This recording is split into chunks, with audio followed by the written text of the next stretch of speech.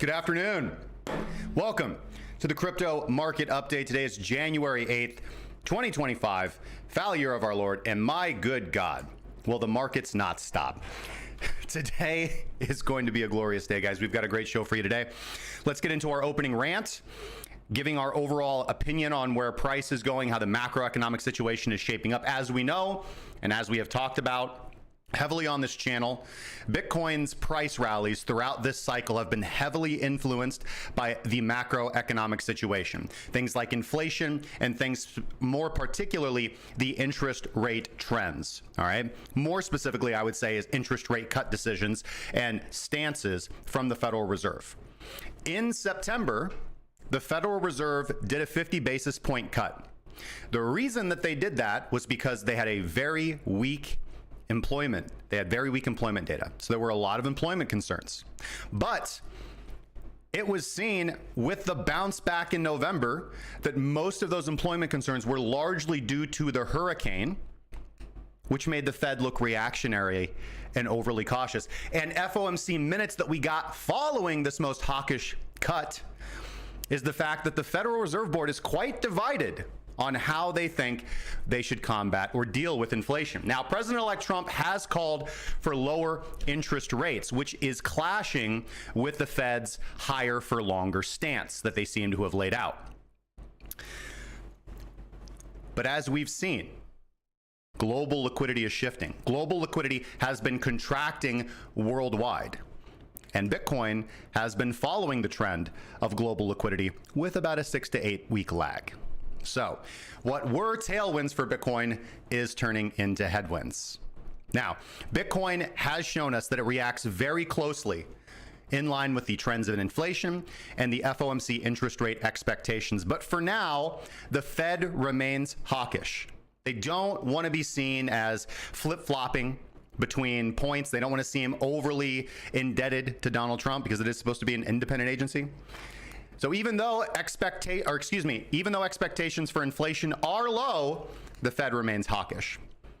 And despite Trump's push, both Wall Street and the Fed are predicting three less rate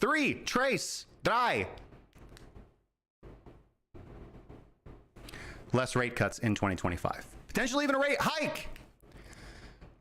The markets are currently estimating that there is a less than 5% chance of a rate cut in January. And they are pricing in 2 rate cuts throughout 2025. Now, so far, the Fed has cut interest rates by 100 basis points, keeping them still at a 2-decade high amid rising inflation. Now, the Fed is taking the traditional approach that tariffs, which Donald Trump is very in favor of, are inherently inflationary. While this is traditional thinking, this is erroneous. Inflation was very low in Trump's first term when he first enacted tariffs. This way of thinking also clashes with the reality that technological advancements, which are only going to accelerate with the AI boom, and lowered demand are not inflationary, they're deflationary. Now, currently, the U.S. stock market has pulled back quite a bit, mirroring pre-election levels. So clearly, investors are awaiting clarity on Trump's economic policies. I wouldn't say we're anywhere near any kind of bearishness, but we're indecisive. Okay? This hawkish Fed pivot has led to higher treasury yields and currently created headwinds for equities and Bitcoin. And Trump's critique of high inflation and interest rates reveals a little bit of a conflict in his messaging on economic policy. Now, if we do get lower rates, that is, of course, going to boost asset prices. It's going to benefit retirement accounts, it's going to benefit stocks, it's going to benefit crypto, and it's going to garner Trump a lot of political favor. Okay? Now, Trump has criticized Fed Chair Powell, but he stated that he wouldn't prematurely end his term, while suggesting that he wants more influence over monetary policy. Quite a controversial idea. What do you guys think? Should the president have more influence over monetary policy? But in that same speech, Trump proposed absorbing Canada, seizing the Panama Canal, and renaming the Gulf of Mexico the Gulf of America, showcasing a mix of ambition and unpredictability. Now, unfortunately, Trump does face a bit of a challenging path to reversing the Fed's current monetary policy, certainly before his inauguration. Not going to happen. The FOMC is not until the 29th. And the next Fed meeting on January 29th. My goodness. So when we look at Bitcoin, we have to understand that Bitcoin is balancing inflation concerns and bullish signals. We're not in the up-only market that we were in previously. We're in a more tactical area, all right? Bitcoin just had this huge drop below $100,000, and this is reflecting how the market responds to hawkish Fed narratives. We're not up only right now. Okay. Now, we have entered into a consolidation phase. As I have consistently said on this channel, we've entered into a consolidation phase since mid-December. All right. Similar to earlier periods in 2024. Remember, the market cycle peaked, not the market cycle, but the local high came in March of 2024, and we entered into the summer doldrums, which I have suggested we might be going into the winter doldrums. All right. Now, Bitcoin is consolidating in a tightening range, higher lows, lower highs. What do we call that? It's called a wedge or triangle. So I'm not seeing any significant risk from a fundamental and technical perspective of any significant breakdown below 90,000, which is where we basically have support right now. I'm not seeing any significant breakdown, but also I'm not seeing any significant breakout until next week's CPI data. It's not going to happen. And generally, we de-risk 24 to 72 hours going into the CPI print. Prices start moving down. Now, the CPI outcome next week, which I am anticipating is going to be bullish, is going to be good. The CPI outcome is likely going to trigger either a rally or decline in Bitcoin's price, emphasizing inflation's impact on the current narrative for Bitcoin. It is possible that we still remain in the trading session until Trump's inauguration. That was kind of my original game plan. My original game plan was that we pump up until next week, decline in anticipation of FOMC, get a bullish print, rally to 108, 110, Trump's inauguration, and then we start selling off because we know that the Fed is going to come out and not pivot dovish. Or the Fed comes out and pivots dovish and it's 130, 150 inbound. All right? So right now, we're in a consolidation phase. If you guys have range trading strategies, I would recommend trading those. All right? But we're in a phase of cautious, more tactical trading. In addition, top U.S. financial regulators are resigning ahead of Donald Trump's inauguration, which is signaling a big shift in cryptocurrency in the United States for 2025. CFTC Chair Rostin Benham, CFTC Chair Rostin Benham, and Fed Vice Chair for Supervision Michael Barr have also announced their departures this week, adding to the list of SEC Chair Gary Gensler and Commissioner Jamie Lizarraga. Yeah, her. They're also planning to step down when Trump takes office. Now, us in cryptocurrency are very happy for this change because we are anticipating a much more pro-crypto stance from the incoming administration, and these are kind of the political tailwinds that we are hoping for a renewed and awesome euphoria cycle into 2025. People are talking today about some comments from Ripple CEO Brad Garlinghouse, noting increased interest from traditional finance firms as the U.S. pivots toward crypto friendliness. So I can only hope, guys, I can only hope that these political tailwinds manifest, right? Because we've been here before. We've been here before. Every time we're at the top of the market, there's so much bullishness. This cannot be the end. There's so much more. And it's the end, right? It's the end. I don't think it's the end. Nowhere now. 2025 is going to be great. But for right now, a little bit more tactical. We'll get into that in a little bit. Guys, this is your crypto market update. My name is Justin Wise, lead analyst and senior mentor at crackingcryptocurrency.com. Thank you guys so much for watching. A few programming notes before we get into the charts. We do the show every weekday from 12 p.m. to 2 p.m. Central Standard Time. If you want to support what we're doing for absolutely free, please like, subscribe, share this video around, and comment what you'd like to see in future episodes down below. It helps us out more than you could possibly imagine. We have some stuff, as always, that we're going to promote. Make sure you guys head over to the first link in the description. Subscribe for free to the Crypto Alpha Report. Data-driven research to keep you armed and dangerous in the cryptocurrency markets, delivered daily to your inbox. If you don't want to get it daily to your inbox, sadness, you can read us. We syndicate our posts on Discord, via email, obviously, through the Crypto Alpha Report, on X, on Warpcast, and of course on our website at crackingcryptocurrency.com. You can go view it on crackingcryptocurrency.com. Anyways, we've got a great show for you guys today. Things we're going to cover today: Sonic blockchain. We're going to cover Bitcoin price analysis. We're going to cover altcoin price analysis. We're going to cover your chart requests. We're going to cover basically anything. We've got some new projects that we're going to look at today. Some new launches. A couple on Sui. I've got a new AI agent aggregator for you guys to check out. I really like it. Excuse me. We're going to look at that here in just a little bit. And then we're going to look at some bull posts for why this is not the end of the market cycle. We're also going to be talking a little bit about AI Wayfinder and their soon-to-be launched token Prompt. More on that in a little bit. With that out of the way, if you have questions, comments, concerns, sarcastic remarks, hot stock tips, hot crypto tips, leave them in the chat. I'll get to them as soon as I can. And with that out of the way, let's get the charts up and let's dive right in. Shout outs to the early chatters: Nitin, Jordan Stotts, Profit Bear, Gingerfication, Alex81SG, Magnus, Every Bit Counts, Crypto Caveman, and B Flow Anonymous.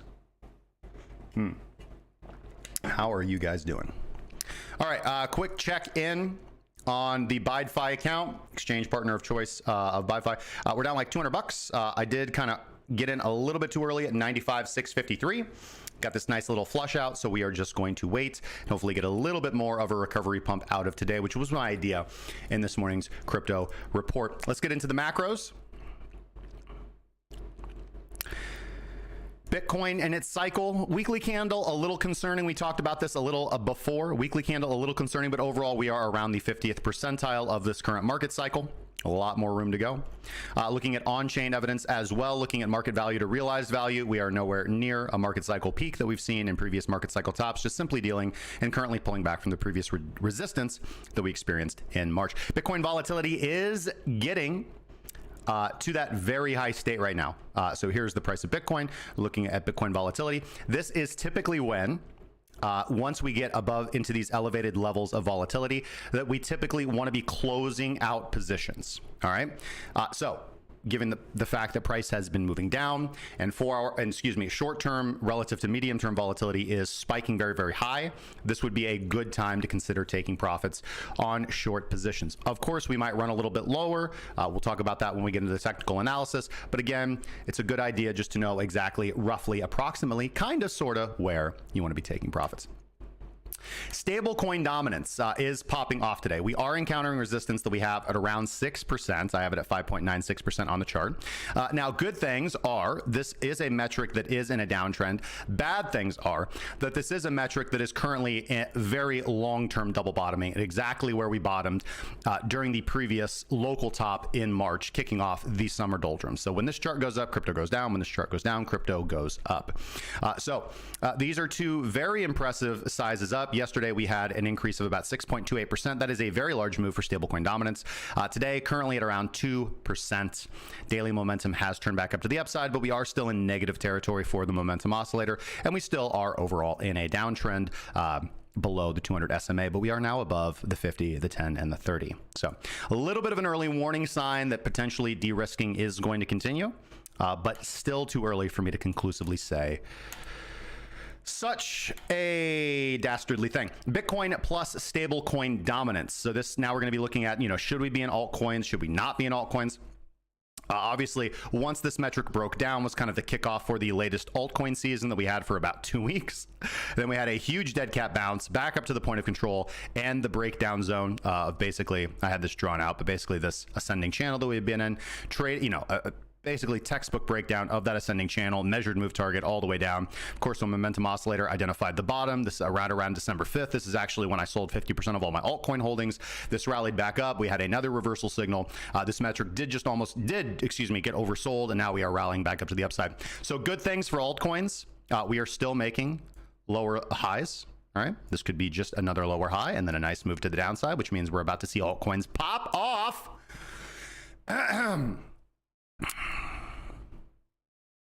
That's all I'm going to say. I'm not going to talk about the bad things. I'm just going to talk about the good things.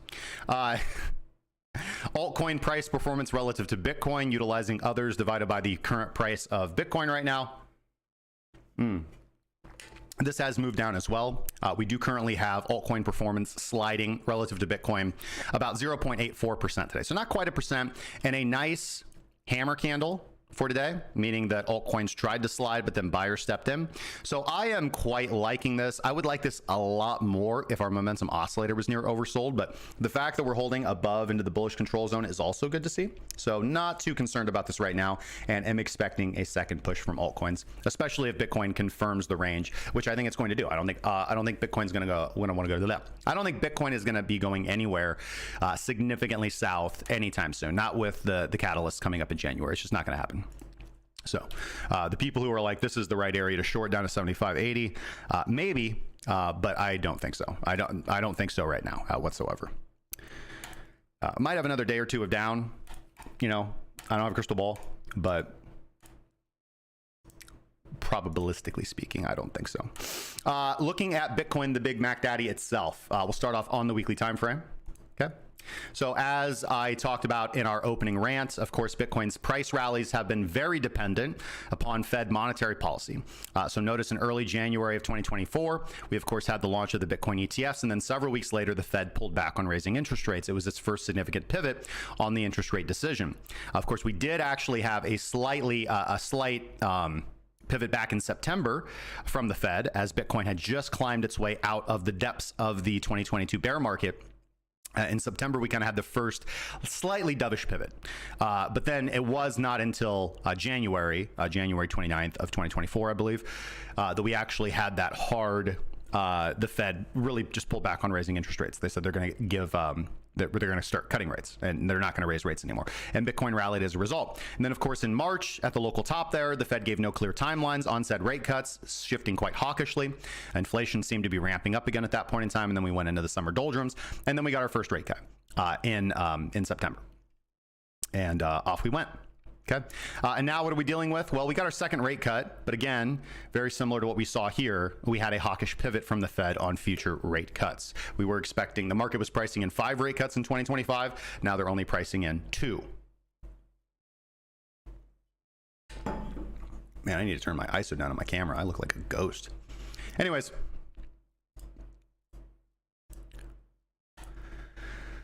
Whew.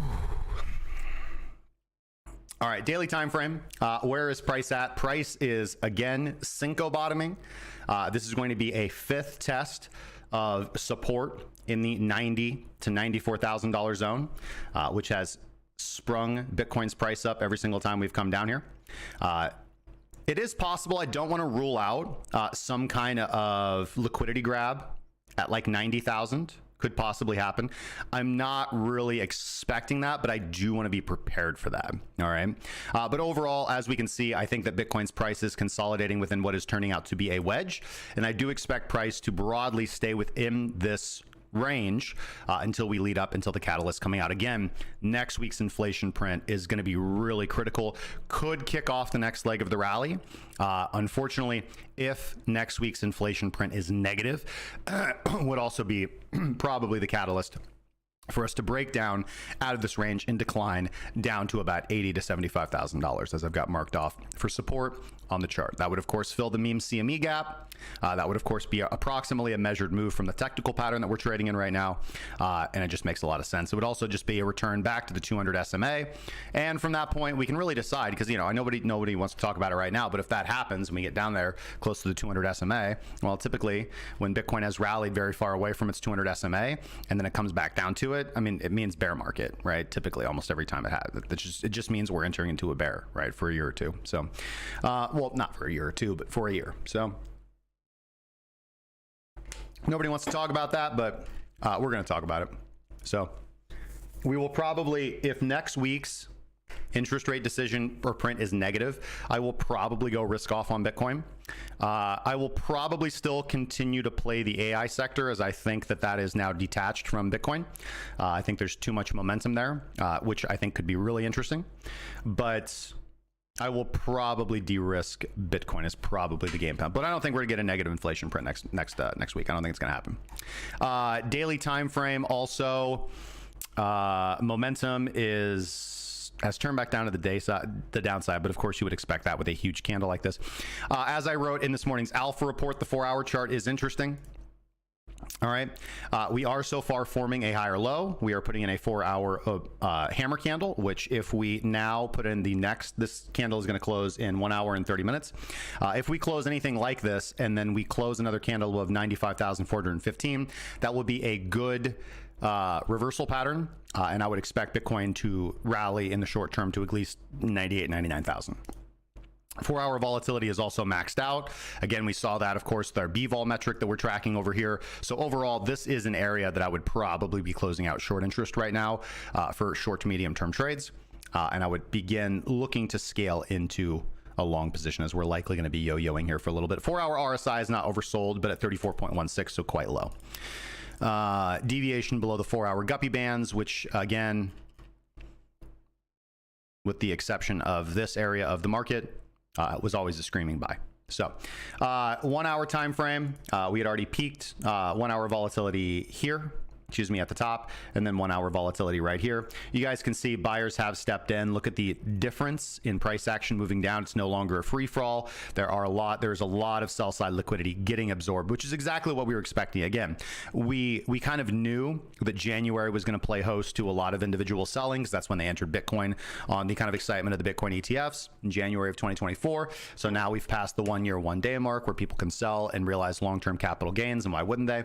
So we're having the tourists, the short-term speculators, the medium-term speculators, I would say, exit out of BTC. And so far in the short term, we are seeing a lot of absorption of that sell-side pressure. Notice that we were able to drop here on the hourly time frame. We were able to drop basically, let's just say here, we were able to drop, 4% in 1, 2, 3, 4, 5, 6 hours. And since then, it has taken, see, we've dropped 5%, and it took 1, 2, 3, 4, 5, 6, 7, a lot more. All right, you get the point. So just that showing us that buyers have stepped in. We are getting absorption of sell side liquidity. Bull div on the 1 hour time frame that has been printing since 3 p.m. yesterday. On the 30-minute time frame, look at areas of interest on our volume profile. We could probably also do something that was probably helpful here is actually session profile. Yeah, I think this actually might be a little bit more helpful, actually. Yep, that's fine. We could also do time price opportunity as well.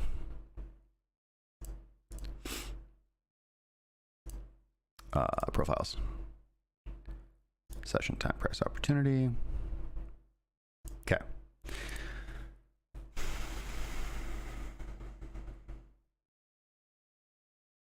All right.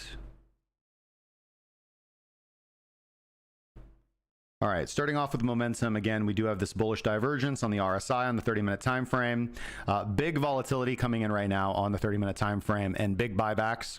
So still good. Still in a bearish trend on all time frames.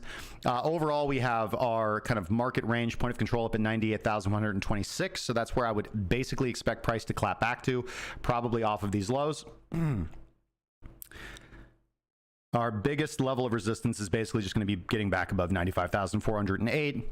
So probably looking at something where we do on this push get above 95,000, 95,300, 95,500. That's absolutely fine. I do see a void in liquidity at 96,135, which is also our 30-minute guppy bands. So at that point, we maybe see a pullback. High or low at 95,000, 95,300 would be the trigger to probably go long if you guys are not bidding the bottom. So that's the kind of pattern that I would look for today.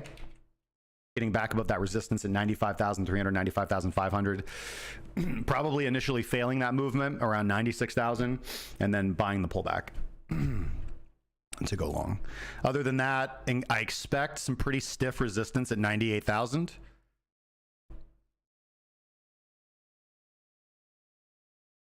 Because that's where we had a lot of people enter here. A lot of people enter at 98,000. And the longs are going to get wrecked and the shorts are going to add to their, or excuse me, the longs, the people who longed here who are underwater, they're going to try and get out at profit or at break even, and the shorts are likely going to defend their position. So definite resistance in 98,000. There is a slightly more bullish situation where we do just kind of basically run all the way to 98,000 and then you can buy the pullback to 95. That's kind of anticipating going back to our daily wedge. Basically, where is support? At 92, that we basically tested it right now with 92,304. If we continue to move down, then we're definitely going to do a stop hunt at 90, 91,000. Might even see a wick down to 89. But I'm not too concerned. I'm not concerned. I am not concerned with price breaking down right now. I'm just not. I'm not.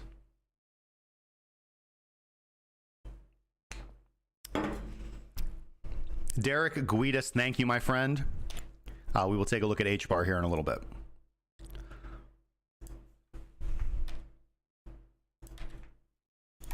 So that's my thoughts on BTC right now. 5-minute time frame, volatility is maxed out here, maxed out here. It needs to reset. We can't really see anything from that. Very briefly, looking at Ethereum. Ethereum is at the daily point of control at approximately 3,339. Volatility is getting maxed out on the 4-hour time frame. I would expect to see a bounce here to maybe 3,500.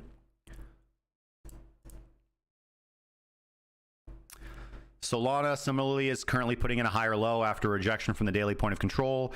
4-hour volatility is also maxed out. Big volume spikes right here. I would be looking for a bounce here, probably back to 200. No, sorry, 216.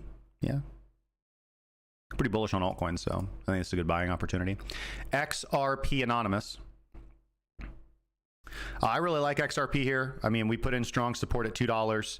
We rallied to retest this descending diagonal trend line, and we pulled back again, barely. Like, look how everything else fell. Look at like how Bitcoin fell, and look at XRP. It does not care. We are reclaiming. We have put in a higher low.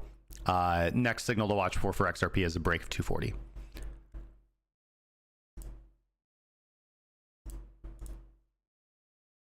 Yeah, like if you just take a break for a week, like doesn't even go down. Doge textbook, I called for price to rally here to about 40 cents, which is exactly what it did. So far, tentatively putting in a higher low and reclaiming the guppy bands would be good to see. Next significant thing, you can obviously play the range bounce back up to 40 cents, 38 cents maybe. But the next significant thing to watch for is that break of 38, 40 cents. Let's see, other things that I want to look at.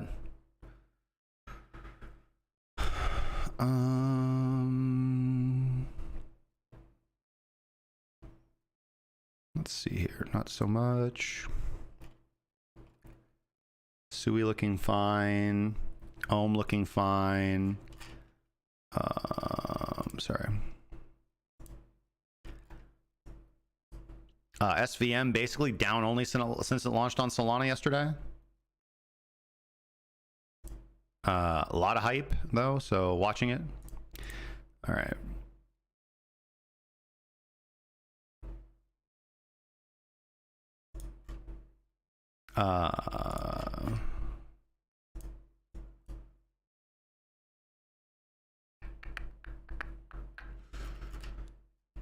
Solana AI agents have pulled back a little bit.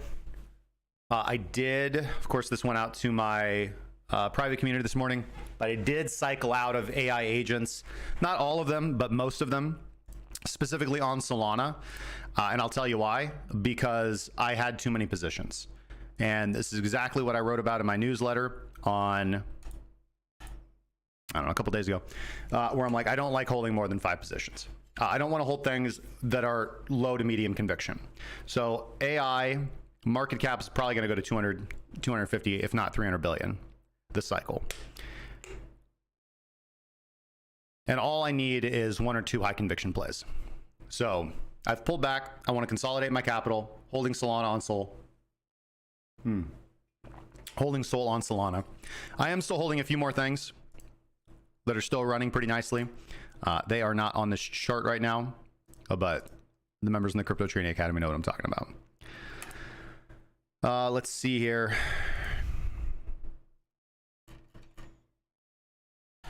Sentio is one of those things that I'm still holding.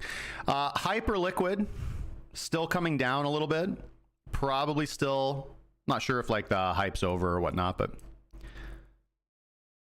Still being touted as one of the trades of the cycle. We'll see.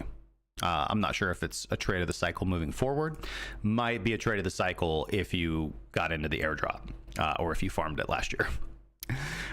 Phantom, which is also being upgraded to S, is still sliding down. That's fine. I think Phantom's going to pump. That is one of my high conviction plays right now. I have a large position in S, and we'll be talking about that here in a little bit. Other than that, I think we've got some good buying opportunities on altcoins, particularly because the others chart is a little bit telling. Looking for a higher low here and continuation, and looking for rejection here on BTC dominance. And if, of course, if BTC does reverse here and resort back to the range, we should see another leg up in altcoins. Excuse me. All right. This takes care of most of that. Let's go briefly look at global markets right now. Looking at gold, still in a strong bullish trend, sideways consolidation. I'm expecting continuation from gold leading into the first quarter of 2025. Similarly with silver. Silver still in a bullish trend. It's pulled back a little bit. I am expecting continuation on silver in 2025. UNG, I'm not rich yet, but I'm getting close.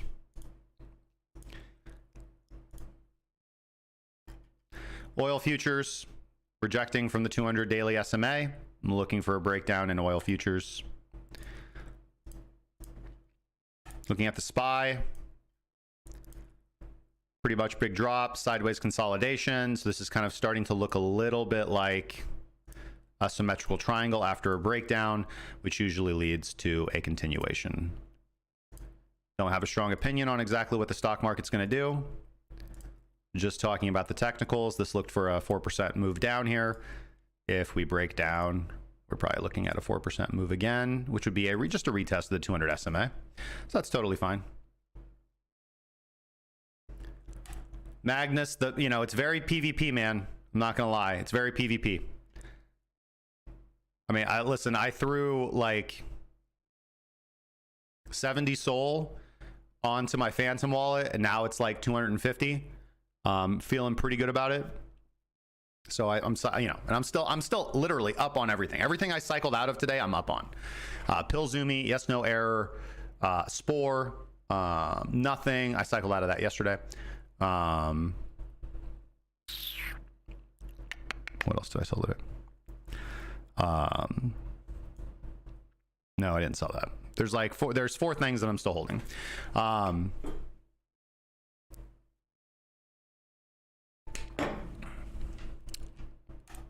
But it's best, and listen, the way that I trade on exchanges is very different from the way that I trade on chain. The way that I trade on chain is I pretty much go in very large with conviction, and I'm willing to hold. I only need one trade.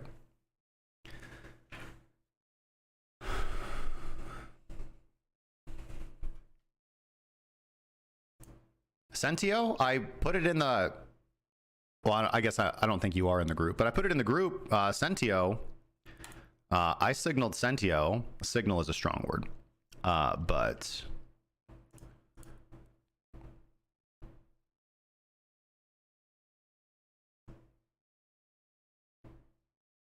that's on Ethereum, sorry.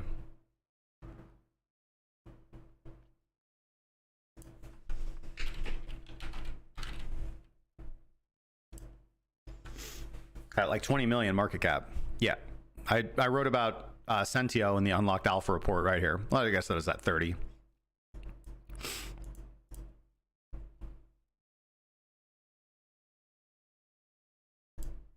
But Solana AI is very PvP. You're better off. I think probably the alpha strategy right now is just finding out what important accounts are on Twitter, and then literally just aping in a DAOs.fun.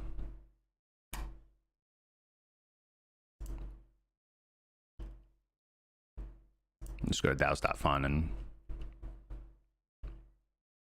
research all these, right? Research these, pick one and ape.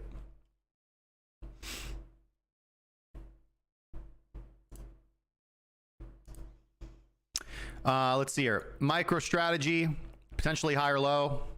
Bullish on MicroStrategy. I don't care. Don't believe the FUD. Probably bullish on Coinbase too. Yeah. Bullish on Nvidia. Don't care about SMCI. Bullish on Tesla. Actually, Tesla and Palantir, I really don't have a strong opinion on. Vistra, good area to take profits right now. Price is likely going to pull back and fill this gap at 151.26. DJT. Not necessarily bullish on DJT. It's just a fun meme stock to trade. Got strong support here at $34, but lower highs. Just consolidation. Just consolidation. See what happens. You heard all in on MSTR, man. Go, go, go, go, go. All right, we're gonna get rid of that one. We don't need that anymore. H-bar for my friend Derek Guidis.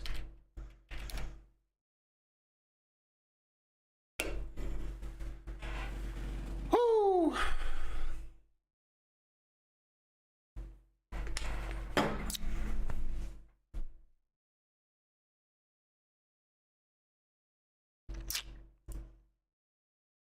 All right.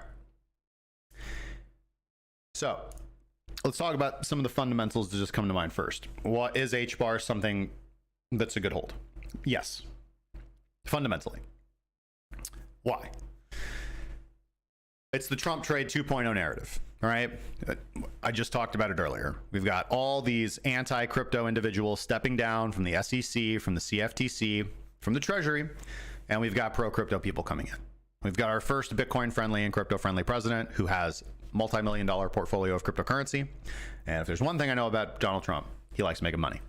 So I think we're going to get some very positive and clear regulation. It's not going to be this like sweeping wave of awesomeness that I think some of the more bullish proponents are talking about, but it's going to be good. And it's going to bring actual regulation, hopefully not over-regulation, that most companies can comply with. But if we know anything about, hopefully, again, I'm against this. I hope we take a different turn. But if we've seen one thing about regulation in the United States, again, the whole argument around too much regulation, not enough regulation, is the idea of protecting people. But also this idea, this realization that regulation really benefits and creates monopolies. Because the more regulation you have, the harder it is and the costlier it is to be in compliance with all of the regulation. And that benefits the very large companies that can actually absorb all this. So most of these quote unquote well, not necessarily antitrust, like breaking up companies, but a lot of these regulations that are intended to fulfill the idea of antitrust end up creating unintentional monopolies. So I am very much a deregulation guy. But anyways, the whole idea is that American crypto companies like Hedera Hashgraph, who I had the pleasure of meeting in 2019 in San Francisco, smart guys, that they will benefit from this. All right. Weekly time frame. Weekly time frame momentum oscillator is close to being overbought. Weekly volatility has been maxed out since, well, a while now, but that's completely fine. Doesn't really mean anything in a very strong uptrend. Why are we on? Can we go too late yet? A little bit more price history here. All right. We are close to previous all-time highs. All right. We are close to previous all-time highs. So anytime we're in this situation where weekly volatility is maxed out, okay? Weekly volatility is maxed out. We're close to previous all-time highs. You're not in a bad place to take some profits. All right.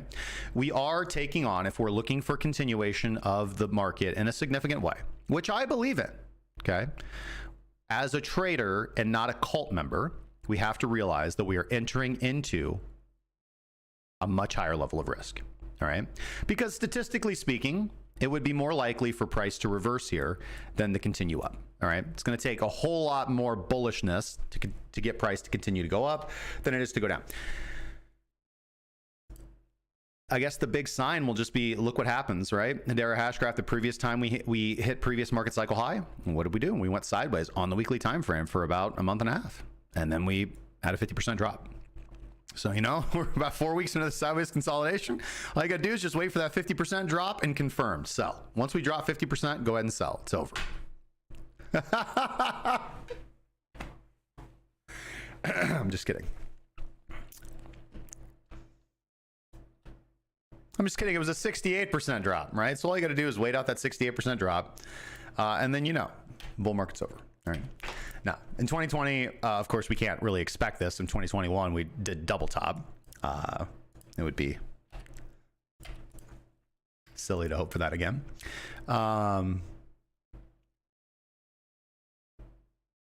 Jordan Stotts identifies as a Hedera Hashgraph call holder. God bless you, man. I'm gonna give you guys the same advice that I always give, because I face this problem all the time where I'm looking at a chart and I'm like, gosh darn, man. Oh, I'm up big. But it could go up more, so I'm not gonna sell. Nope, you know what I do? I sell half and I let it ride. All right? Sell half and I let it ride. Sell half, let it ride, brother.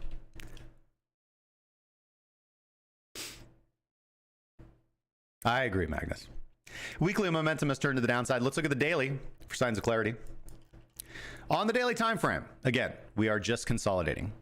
Volatility maxed out here. Our time transformation did give us a sell signal, but you know, hey, that lying motherfucker gave us sell signals all the way up.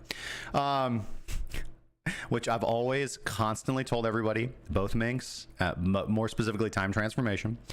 When we are in strong trending markets, time transformation sell signals should be coupled with some discretion, because they will tell you good take profit areas, not necessarily the top.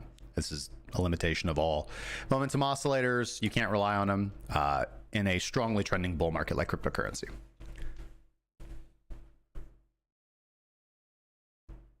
Things to watch for on Hedera Hashgraph. I would be concerned about a daily close below 24 cents. That would be a breakdown of support, but I would largely be a buyer in this consolidation area, looking for continuation above 24 cents. Breaking down below 24 cents, again, we see liquidity voids at 22 cents. I see liquidity voids at 18 cents. And then our next significant area of liquidity is going to range from approximately 12 cents to 15 cents. And who's got the time to sit through all that? Right? Who's got the time to sit through all that? I don't have the time to sit down through all that. It's a 50% decline. So again, you know, looking at this from a tactical standpoint, I mean, where does the market tend to reverse around, especially after we take out lows and grab liquidity? Well, here or here. So what, 22 and 18? But, you know, if your average entry is like somewhere up here, there's no way you can sit through that. Or I would prefer not to sit through that, unless Hedera Hashgraph is your highest conviction trade. So again, I would be a holder of Hedera Hashgraph for now. I would not want to see a daily close below 24 cents. If we close below 24 cents, I would monitor closely dips to 22. I would monitor closely dips to 18, see if we actually see bullish recovery at those price areas. Daily momentum has turned to the downside, but again, we are in a consolidation area, so that's not too much to talk about. And Hedera Hashgraph is going to follow along with the rest of the market. So I think that altcoins are probably going to have a move up here within the next couple of days, would be my estimation, and Hedera Hashgraph likely does the same thing. But overall, I would be very skeptical about breaks below 24, and I'll be pretty gosh darn diddly excited about a break above 32 cents, because that would be a higher high and a break of resistance. For more, tune in later. All right, let's check in with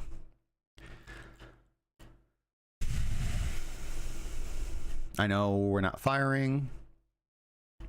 All right, so this is my tactical system, my aggressive pullback strategy that I wrote for BTC. It started firing its first signal again on January 2nd. Bought here, sold here, bought here, sold here, bought here, sold here, bought here, sold here, bought here, sold here, bought here, and sold here, unfortunately. We are no longer in the active condition where we would be buying. So this strategy is not currently activated. You can see it only works when we are actually in a strong uptrend. It will not work when we are in a downtrend. So it didn't fire throughout any of this because we were not in a macro uptrend, and it was most active, again, back over here when we were actually in an uptrend.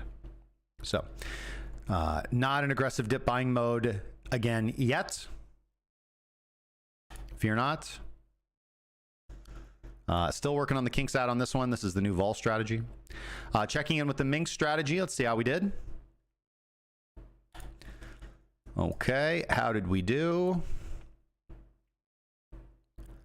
Shorted here, took profit, shorted, took profit, absolutely nailed it.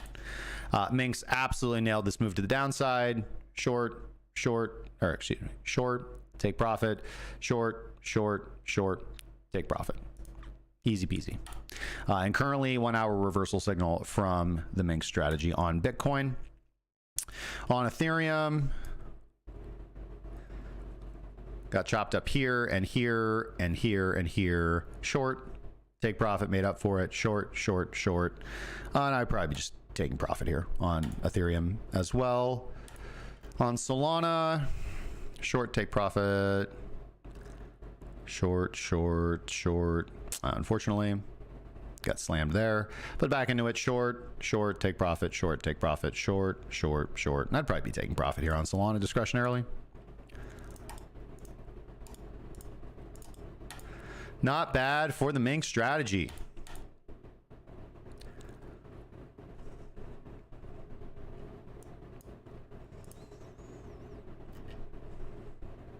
It's your daily reminder. That Bitcoin had a 100%, our bottom feeder strategy had a 100% success rate, 100% hit rate on Bitcoin for the year of 2024. Had a 91% hit rate for Ethereum. And had a 100% success hit rate on Solana. Life's good. Okay. What are we? We're about an hour into the stream. We are about an hour into the stream. Huzzah! Oh, no music? God, guys, come on, man.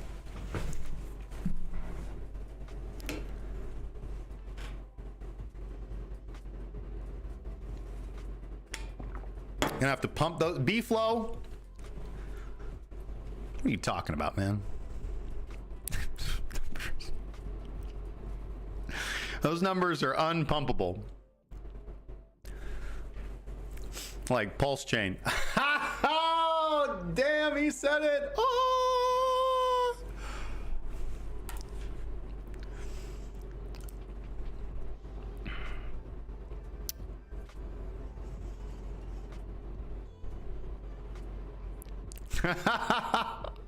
Man, I got so much hate for leaving the cult, man. I was never in the cult. I'm a speculator, man. I'm not a cult member.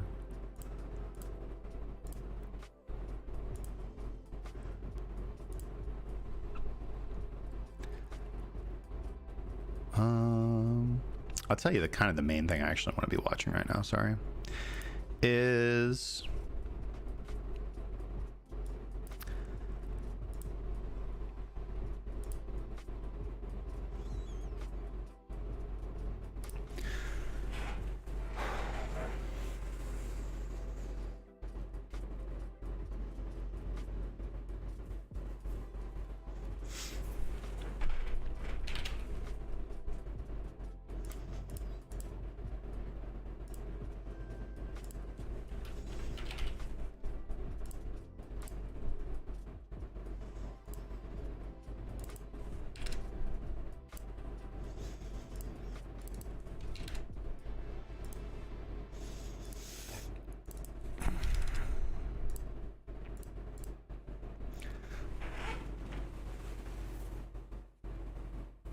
guys, I want to ape into this with every fiber of my being.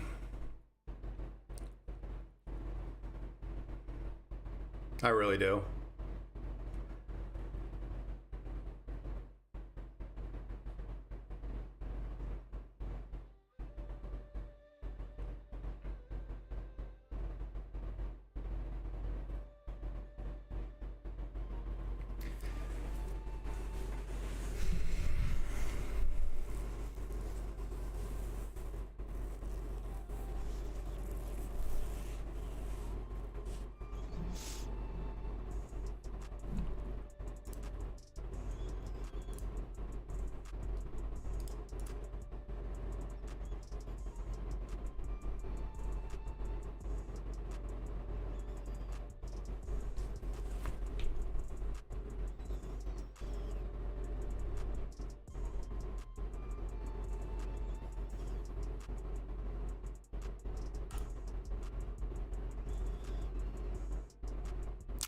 Because this really is, I'm not going to lie, this really is my high conviction play on Sonic.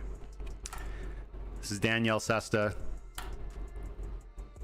Made me so much money back in the Phantom days. Built 2 $1 billion market cap blockchain projects. And this is project number 3.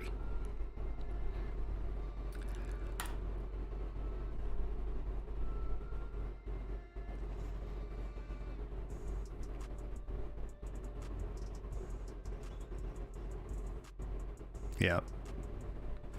I think I'm pretty much just fine holding this, even if it goes down 80%.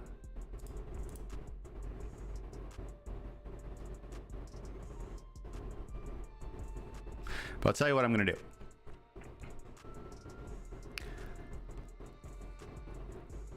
I have in my hot wallet, I believe I have about $5,000 in Phantom.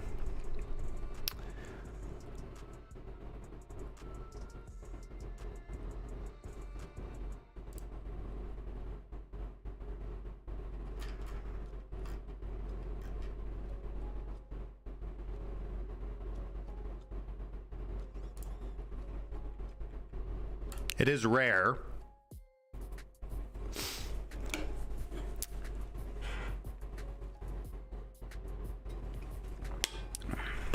that I have quite a bit of conviction in something. Anon, I do.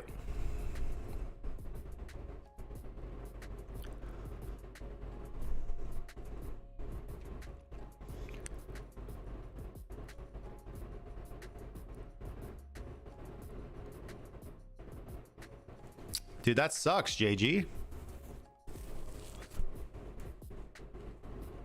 Hold on a second.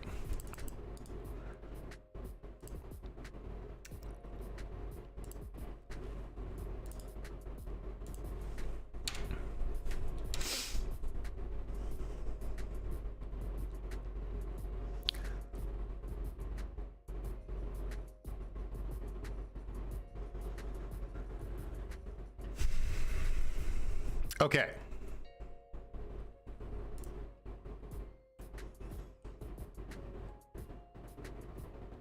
You hold on. So pause. JG Wentworth, if that even is your real name.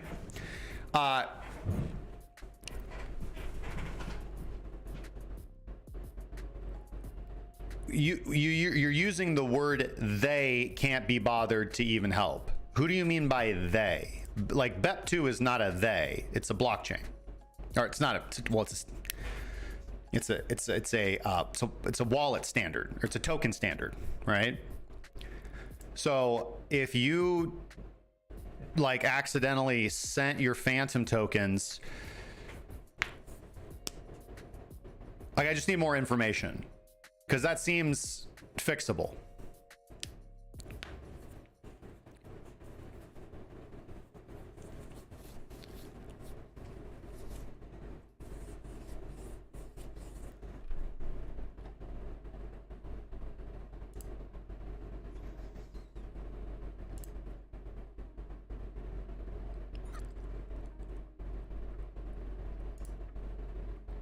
What?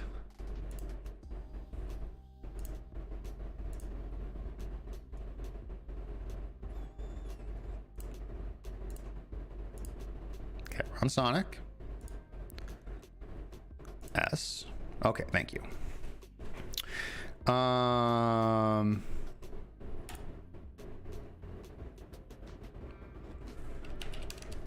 Yeah.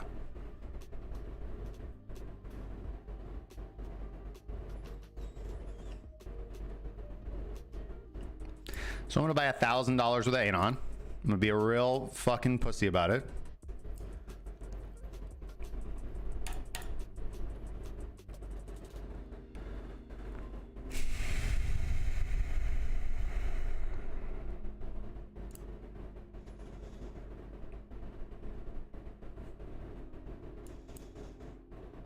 Okay, cool. Appreciate you.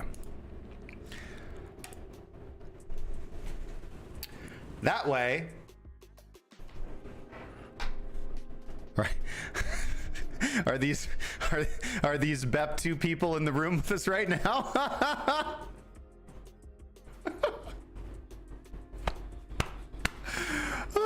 Is this altcoin continuation in the room with us right now? Is this 2025 bull market here currently? Can you see them? Yeah, what Alex said. I mean, you got a lot of options, man. Like, I just need some more information from you. If you like, if you are just using a wallet that doesn't support BEP2, then you can just load up a Trust wallet or a Binance wallet. If you have the seed phrase to the wallet, then you can just import it there and then access your tokens. Like Alex said, you could use dBridge to bridge it out. If you have access to the BEP2 tokens, but you just don't know what to do with them, if you have access to Binance, you can deposit those BEP2 tokens directly to Binance or another exchange that supports BEP2 tokens, and then just cash out and get what you need. You can, yeah, like you can use Binance Bridge or dBridge to cross bridge them to from Phantom or from BEP2 back to Phantom, and then upgrade to Sonic. Yeah,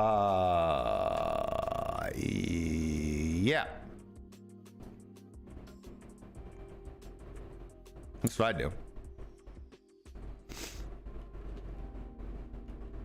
Why is my buy not on here?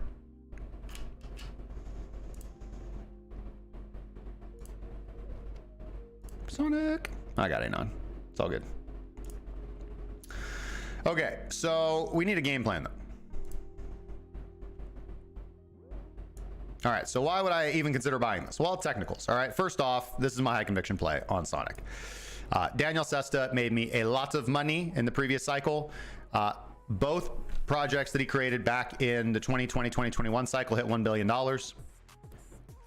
And this is his new project. It hits the AI meta. It's $141 million market cap. And I think it's going to go to $1 billion.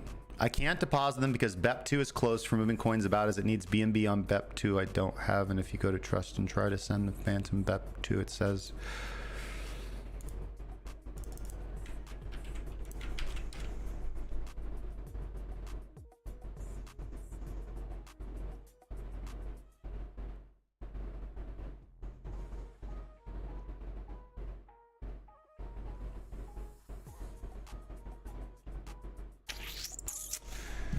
Okay, I think I see the now. Okay, I think I see the problem you're having.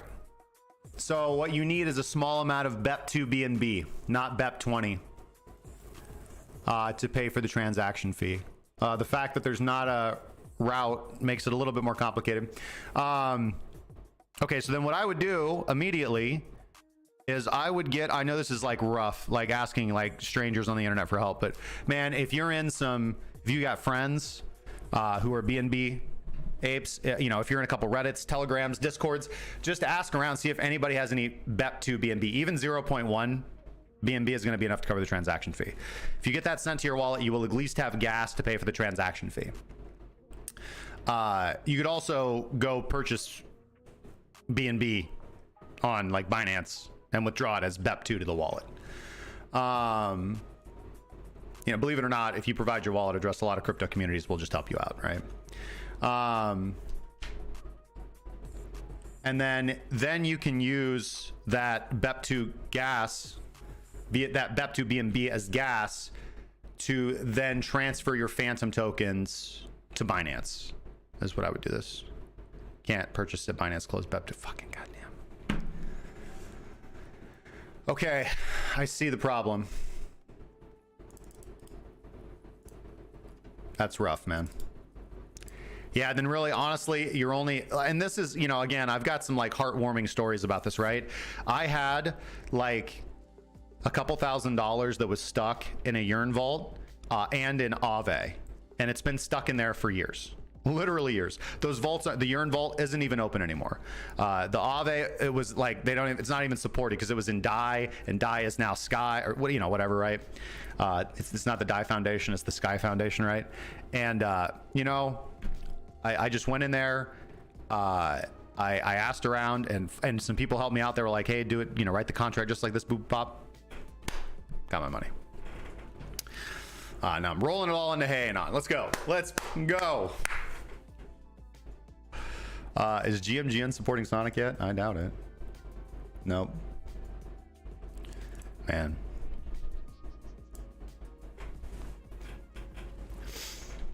But we're gonna say this was my entry, and I'll keep you guys updated on my wins or losses here. But technically here, what do we have? We have the 30 above the 50, so we have a bullish trend. Price has pulled back a little bit from the high here. Nice 15% pullback. So again, good things. Like, we're not trying to buy a peak, trying to buy a pullback and continuation. We did just break out of this previous consolidation range. We had a resistance at about $120 million market capitalization.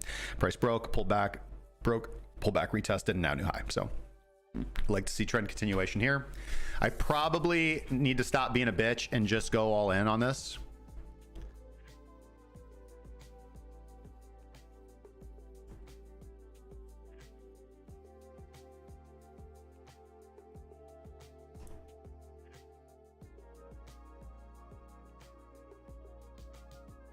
Oh, one thing real quick that I always do. I always do this, guys. Anytime I buy a new token, period.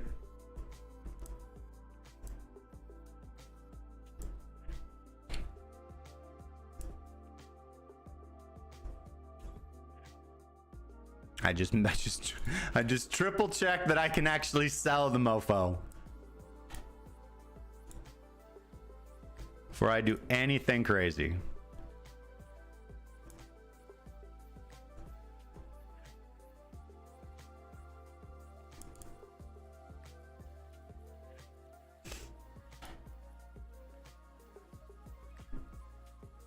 Success.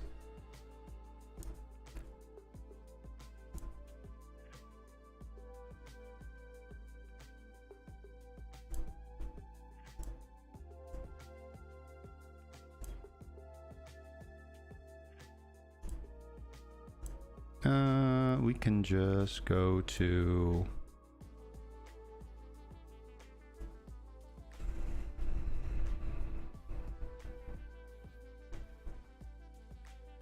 there it is. Nope.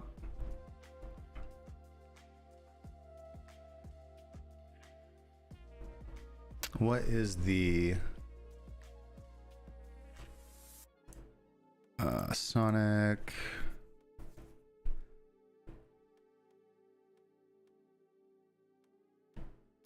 Just ask Grok. Grok, I need you.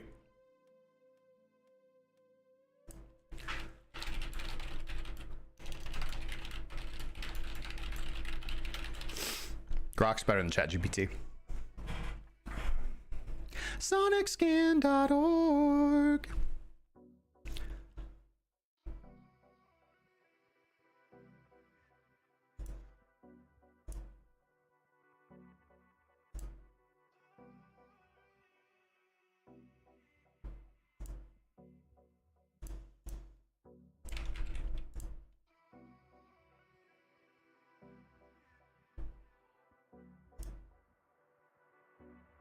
Yeah, okay, there we go. No problemo. All's good. Okay. Life's good. We are able to successfully sell the shitcoin. Life's good.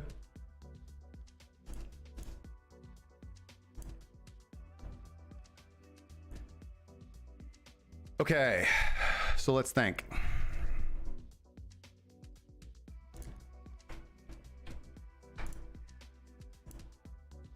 Let's get real fancy with this. That's my entry. This is support. Nothing more than I like than buying 50% above support. It's the greatest feeling in the world. It's the best feeling in the world. We probably want to add here. Oh, the bull is back. You guys are fucked now. We probably want to add here.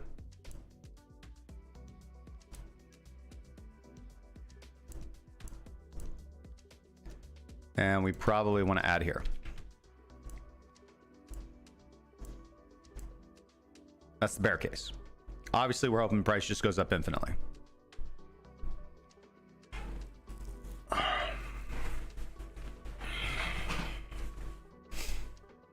Yeah.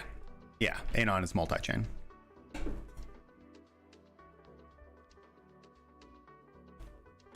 But its home is on Sonic. Its home is on Sonic.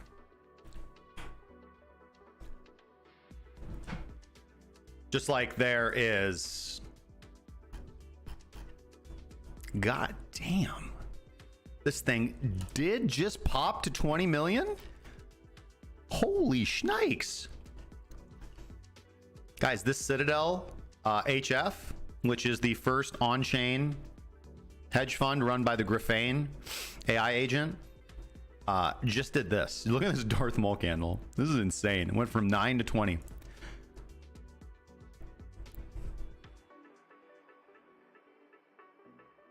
That's crazy.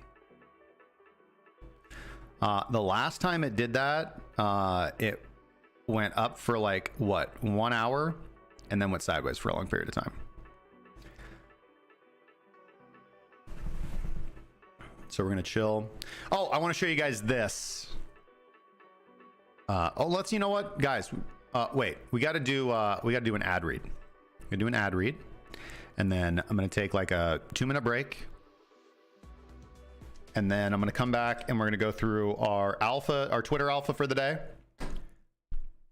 and we'll see where Anon is doing. WagMe is also good. These are the 3 assets I'm watching on Sonic right now. WagMe, Anon, and Equal. But here's the thing, guys. Like, why, if I have a high conviction play, why do I not just want to make that play? You know what I'm saying? And Anon's my high conviction play. This might not be the best time to buy it, but that's fine. Anon's my high conviction play.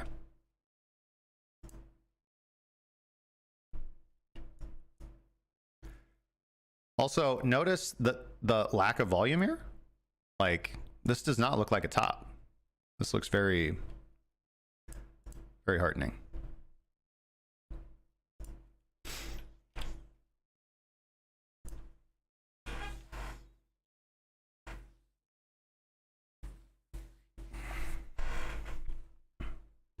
I'm probably just going to ape the rest of my $5,000 into this by the end of the stream.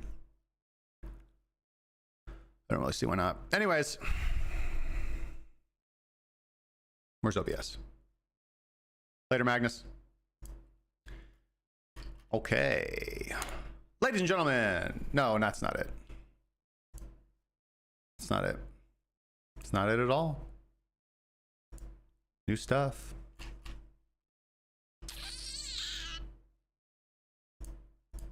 Nope. It's not even it. Trading competition's not live. Yeah. No. Sorry. Give me a sec, guys. Very professional ad read here. Very professional. Nope. It's around here somewhere.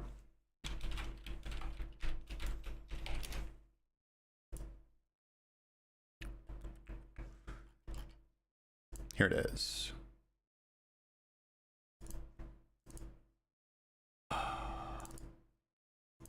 There we go. Woo! Guys.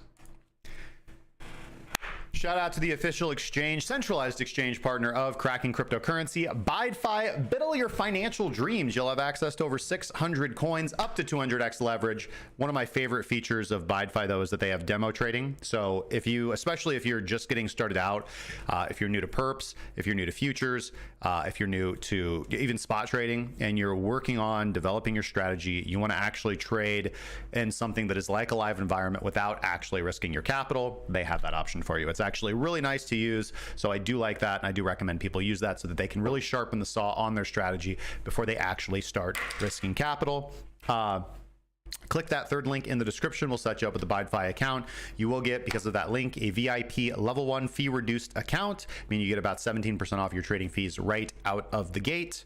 And yeah, overall, thanks to ByDFi for sponsoring this portion of the video. Third link in the description, guys, if you guys want to trade on ByDFi. With that being said, I'm going to take like a 3-second break. Don't go anywhere. We'll be right back. Let's go down to the 1-second chart on Anon.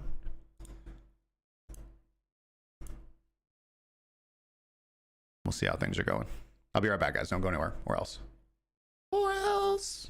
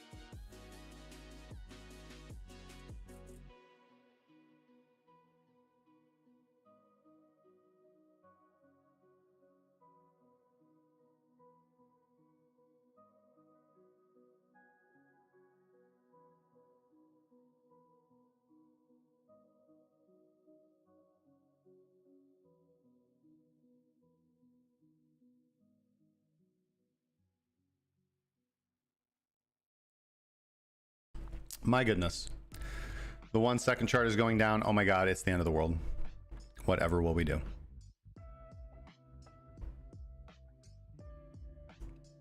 And we're back.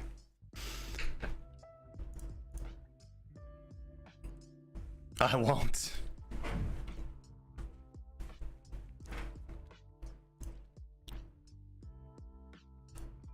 I would really just prefer to and just not worry about it.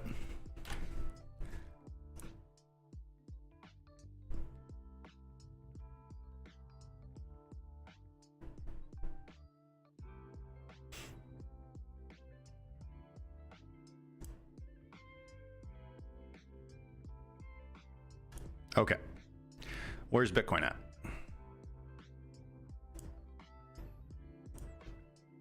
Overall looking pretty good.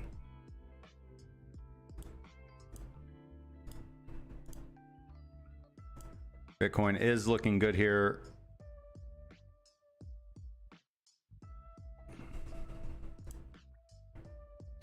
Higher low, current rejection from VWAP, major resistance in the short terms, 95,220.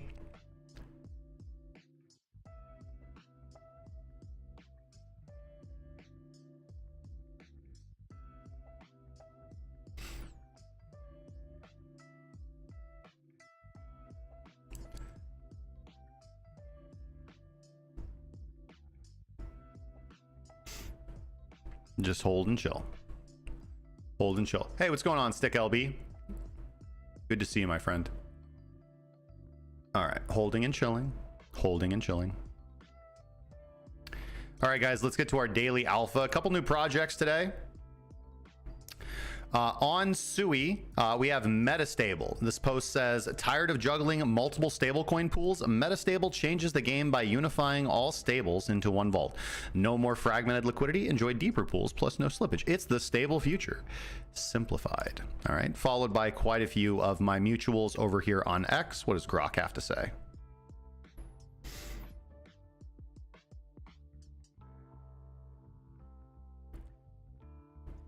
This aligns with discussions on solving liquidity fragmentations across blockchains as highlighted in the Conflux Network article. The mention of deeper pools and no slippage reflects on the benefit of stablecoin liquidity pools in DeFi, where platforms like Curve and Uniswap are known for providing such advantages, as discussed in the Origin Protocol article.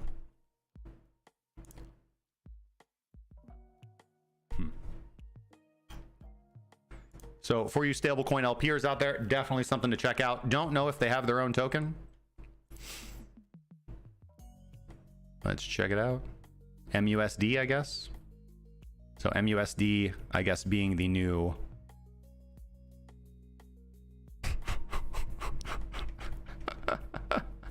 It's just another stablecoin. $1 equals $1. Good stuff. Other new project today, OnFlow. You can follow them at OnFlow XYZ. KYC once, KYC everywhere privately. All right. Gamified social use case of zero knowledge. Okay, let's see what Grok has to say here.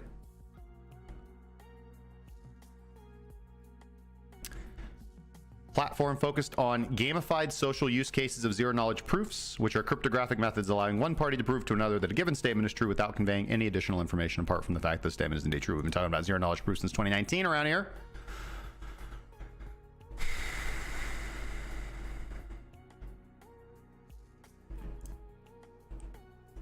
I don't think they have their own token.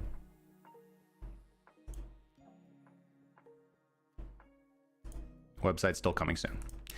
All right, but something you guys can use today is Goat Index AI. You can follow them at Goat Index AI. Introducing Goat Index AI, the data layer supercharging Solana's AI agents with real-time trading signals for both humans and AI. Powered by Sendai Fun, they're indexing 338 Solana AI hackathon projects, tracking mindshare, token metrics, GitHub activity, and more. Link in the thread. You don't need to go all there. You can just go to goatindex.ai. And you can basically track the new up-and-coming projects on Solana, which Noor, I am a holder of. We can see that it is currently holding 8% mind share of the project that are tracked. 338 total projects so far, 87 projects with tokens. So if you guys are looking to get in early on projects that have not launched their tokens, you can actually just click no token yet.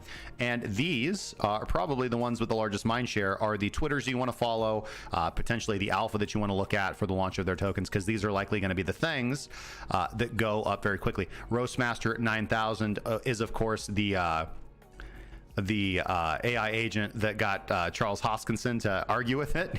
Didn't know it was arguing with the friggin' AI. So definitely cool things to check out. Infinity Ground, again, no tokens yet, but you know they're gonna launch a token, right? Has token, right? So very pretty cool, simple alpha here. So this is a nice complement to our cookie.fun, which is basically the same thing, but for the more established AI projects, tracking 980 agents. We can see that, of course, Virtuals at the top, followed by A16Z, Fartcoin, Graphane, AI XBT, Rect, Ava, Zero Bro, Cookie. All right, so pretty cool. Pretty cool indeed. Let's see here. Douse.fun, anything interesting here? Again, Citadel HF, doing pretty good. That was absolutely insane, because I'm literally tracking this right now. That was nuts. It just 2x'd in what? Let's go look at the 1 minute chart. Yeah, it happened in 1 minute.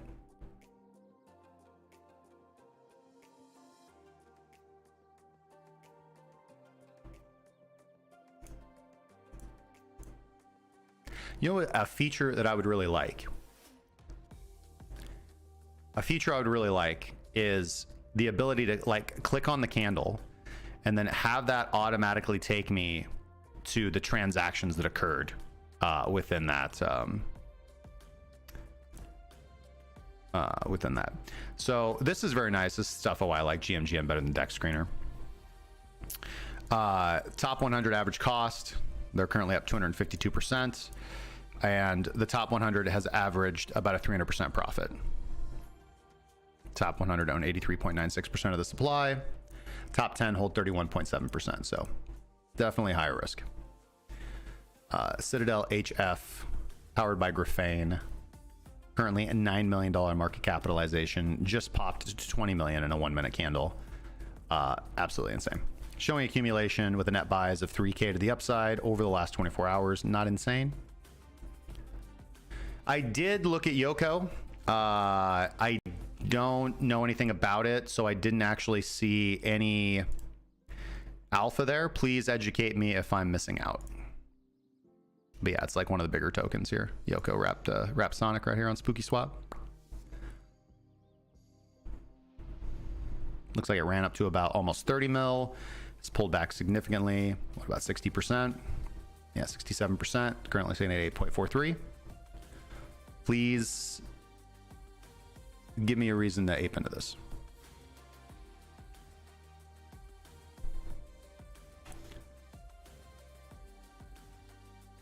Good liquidity. Let's see here.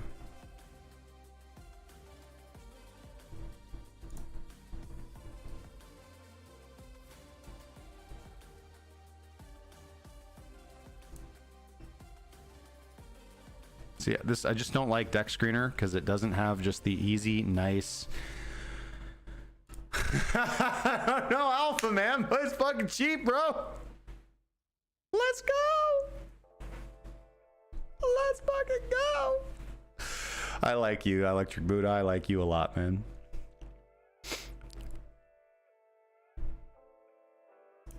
We'll put her on the watch list. Let's ask Rock about her.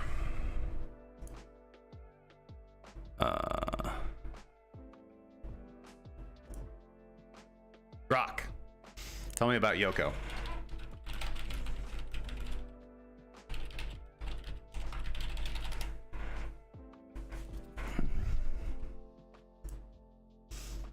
Let's ask Quant.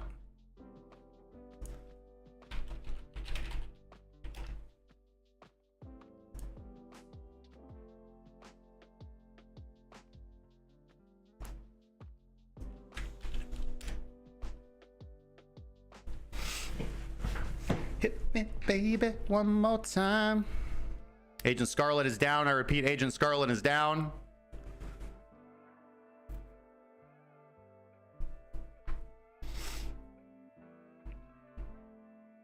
All right, looking at Yoko token on Sonic Chain, we're seeing some interesting price action.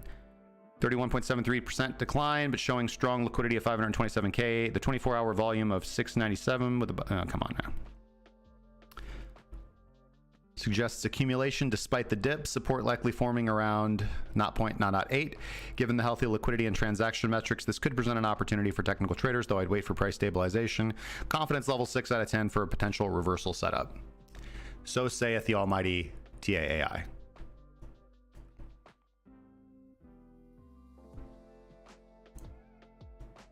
So typically what we see here with these low cap projects, right, is, you know, launch, sideways consolidation in a very tight range, big explosive pops out of nowhere, big sell off, and then we see stabilization in a range at a higher price level, say here-ish, and then break and run. So for example, let's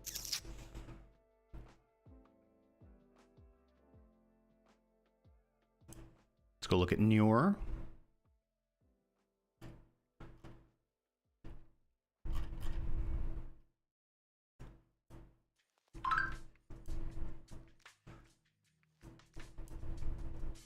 All right, can we just like go look at the friggin' daily or something?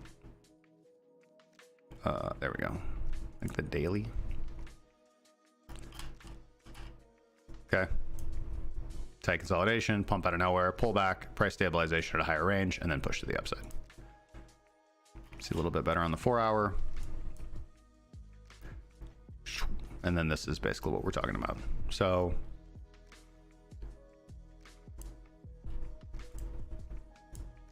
just keep our eyes open.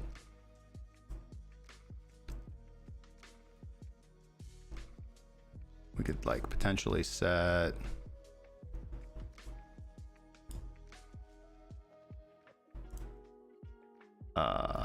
an alert. Goes over what price?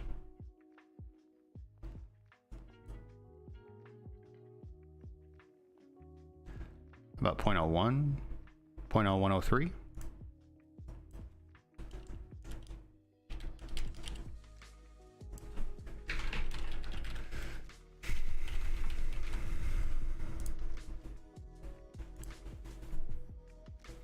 And I must confess,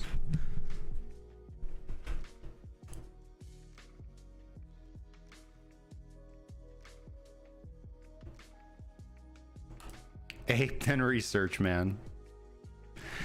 Ape then research indeed. Oh yeah, we were gonna ask Grok about Yoko.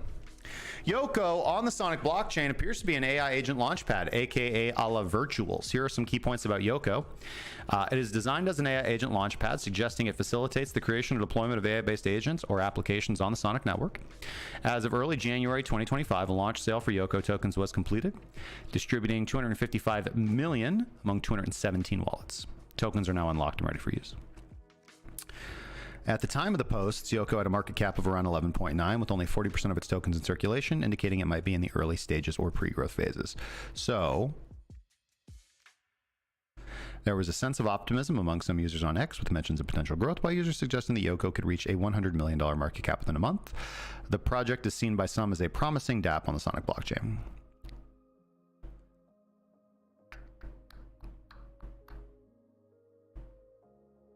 Okay.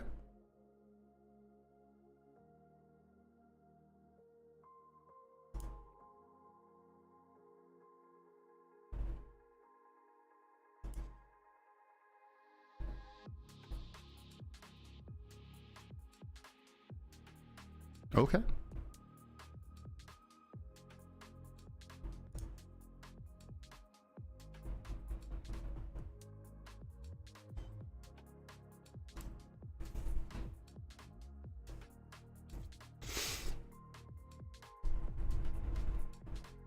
Deal?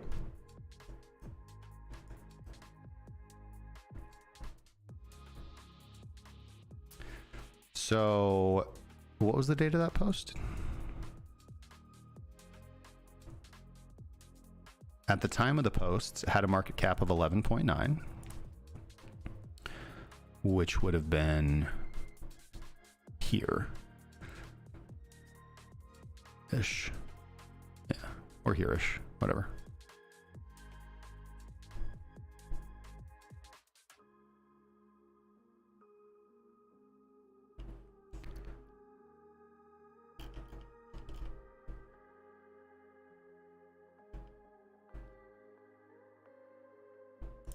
Keep my eye on it.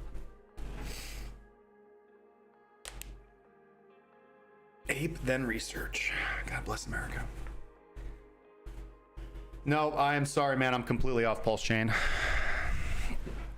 Nope, I did good. Listen, Pulse. Everybody's mad. Everybody's so mad at me for cycling out of Pulse. And to be fair, I shouldn't have said the dream is dead. I was a little tired when I wrote that. It was like 3 in the morning. Just kind of trying to be controversial. I think Pulse Chain is probably still going to do good.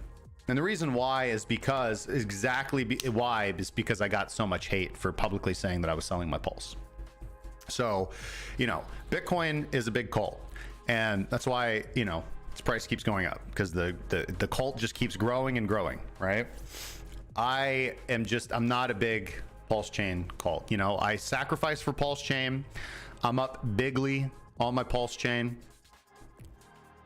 I rode, incentive all the way up initially.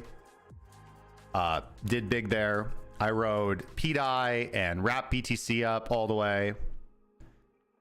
And yeah, I bridged over to Ethereum. I converted it all into Wrapped ETH, bridged it all over to Ethereum. I'm out.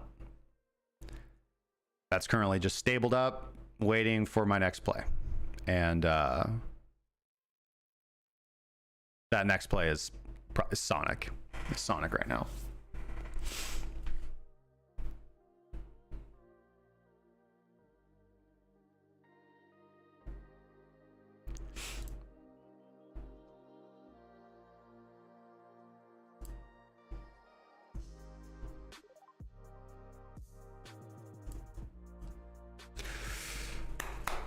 decisions to be made.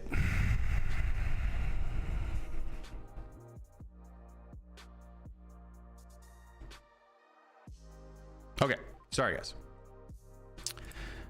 Go to Index AI. So yeah, a little bit of alpha there, guys. I would check the no token yet. You can even click doxed only if you want. Notice that the ones that are doxed only have significantly less mindshare than the non-doxed projects. But yeah, following, you know, maybe just the top 5 from each, go follow their Twitters. That way you can kind of be first in the door if they do launch a token, because with this type of mindshare, they're probably going to do quite well. They're going to be launching the AI index and trading signals coming soon, and their own fund. So probably something that's really going to do well.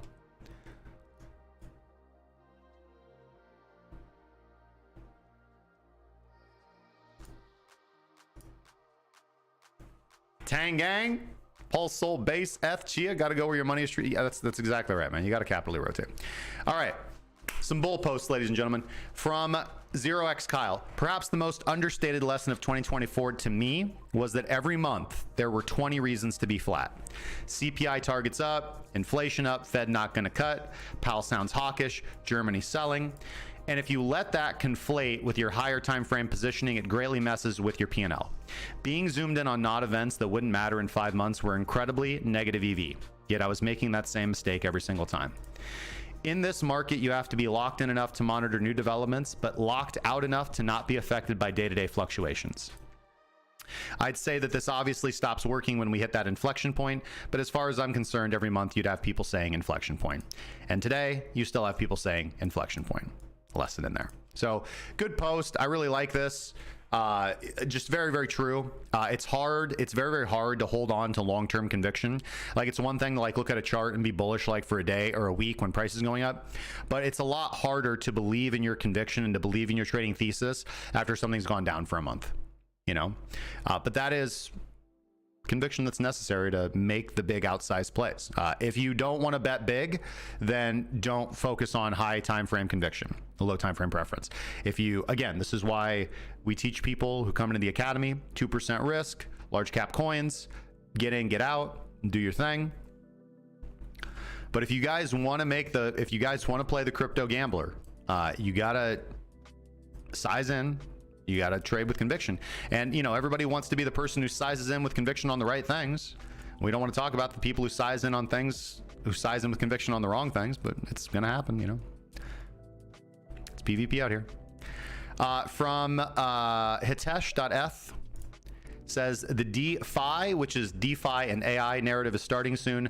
The total market cap of this narrative is below 1 billion. Expected to reach at least 10 billion in the coming months. Learn about DeFi while it is still early. I don't know about all that. Let's see if Grok.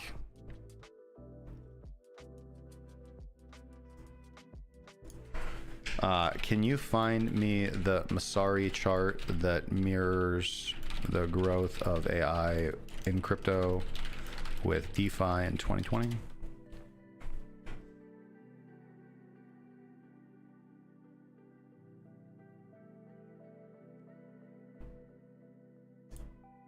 Here it is. I fucking love Grok. So from Masari, the current AI trend mirrors DeFi's 2020 and 2021 boom. All right. So this, of course, AI index is the green, and that's current time. And then the DeFi index from 2020 to 2021. Note that we reached a peak of approximately $60 to $63 billion market capitalization for the DeFi sector. So let's go look at a couple of things. One,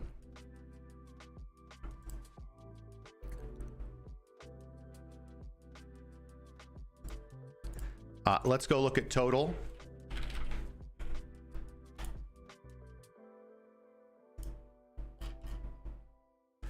So total crypto market capitalization last cycle hit a little under $3 trillion at a high of, actually, excuse me, $3.01 trillion.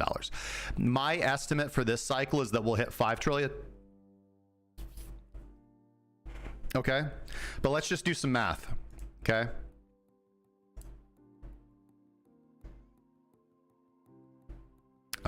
We'll just do some math. Okay. So we'll do a couple of different bullish scenarios here.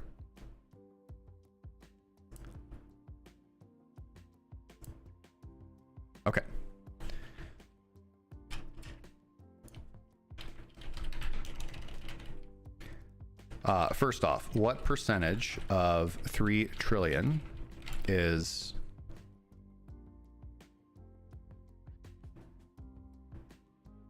what did I say? 60 billion? I think it's about 5%.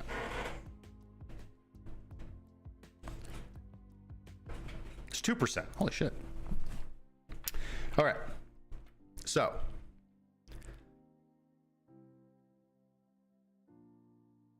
if we go look at cookie.fun, we can see that the total AI agent market capitalization is 15.28 billion. So since we are at approximately the same market capitalization as the previous market cycle, is slightly higher. All right. If AI agents are going to reach a market capitalization equivalent with what we saw in DeFi in 2020, 2021, because that was the current meta. This is the current meta now. Then we can assume that we're going to hit between 60 and 70 billion dollar market capitalization, probably a little bit higher because our market capitalization is a little bit higher. That's only 2% of market capitalization. And DeFi was not mirrored in the real world in traditional finance with a similar narrative. But artificial intelligence is the narrative worldwide right now, across all sectors. So what if it's significantly bigger than than DeFi was in 2020, 2021? What if we hit 4, 5, 6% of market capitalization?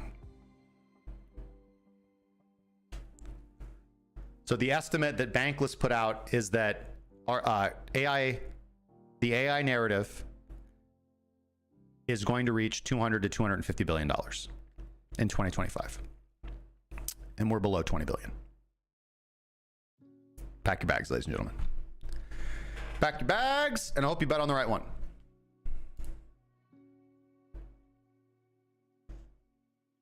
Ask Grok about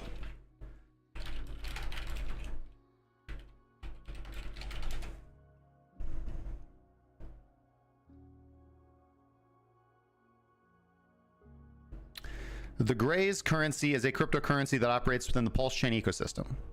It's a utility token, maximum supply of 333 billion with a B. 24-hour trading volume of about $40,000.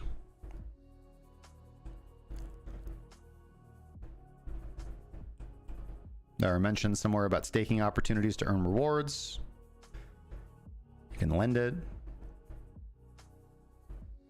There's optimism within the community with posts on X highlighting its performance against other assets like PLS. Can be traded on PulseX, paired with Wrap Pulse.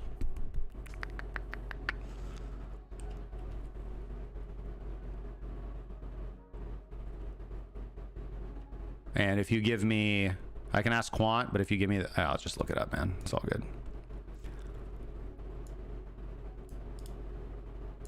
Do it myself.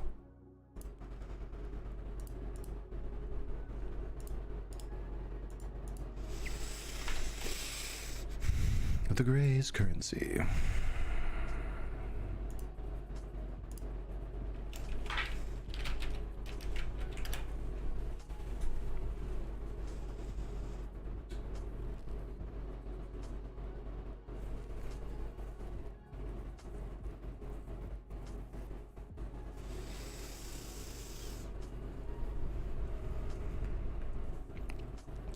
Looking at it, we're seeing a clear consolidation pattern after a strong uptrend from September to December. Neutral conditions, support established at 0.025, resistance at 0.005. Volume profile shows healthy accumulation with 114 buys versus 70 sells in the last 24 hours. Confidence level 7 out of 10, bullish continuation of support holds. Consider scaling it at current levels with tight stops below support. So saith the AI overlord. StickLB says, I'm in Grass Virtual Peak Render Town Hash AI spread, so it suits my risk. That's good, man. I like that. I really like Virtual. I really like Grass. And obviously Render and Tau are fantastic. I don't know too much about Peak or Hash AI, and I obviously am not in them, but I do have a very large position of Grass. DeFi is DeFi plus AI. DeFi AI.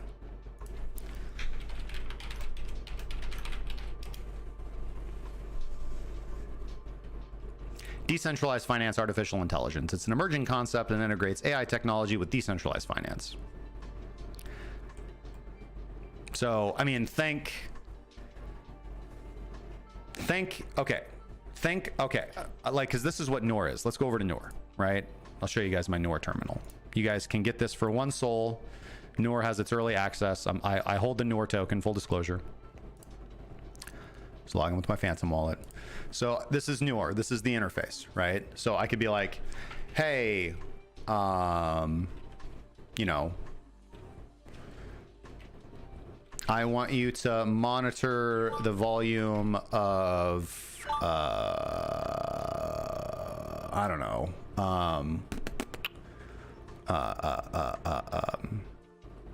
A16Z token and buy when there's more than 60-40 ratio of buyers to sellers with volume over, I don't know, USD and a 1 hour candle. Otherwise, buy if RSI goes oversold, right?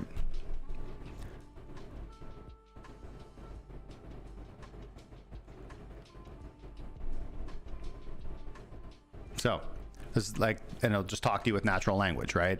It wants clarification on what A16Z token contract address is. So we'll go grab that. Give it the token address contract.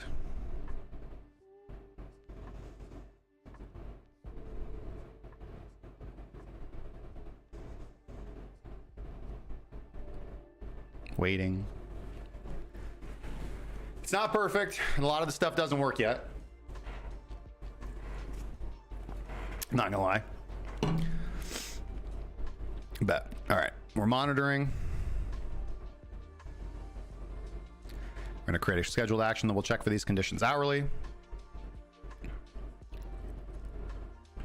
Oh yeah, I love Athena, man. Athena's gonna keep growing. I'm bullish on Athena. I have Athena. Okay. But that's Noor. So really cool project. Again, full disclosure, I hold the token. That's about it. All right, so let's get into some more bull posts here, ladies and gentlemen. We went over that one. We went over this one. From DeFi Dad, saying, lately I see a lot of buzz about AI Wayfinder and its soon to be launched token Prompt, but there's a question floating: how do I stake to earn Prompt? 4-minute tutorial. We're not going to watch the tutorial, but you guys can go check this out. Just go search for DeFi_Dad if you guys want some information on how to prepare and position yourselves for AI Wayfinder's Prompt token coming out. Would I still consider buying into Athena? Yeah, probably. It's not too bad. Why do I not have Athena here? Is it over here?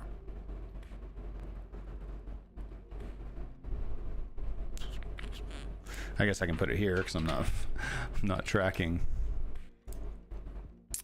wrapped Bitcoin on Pulse chain anymore.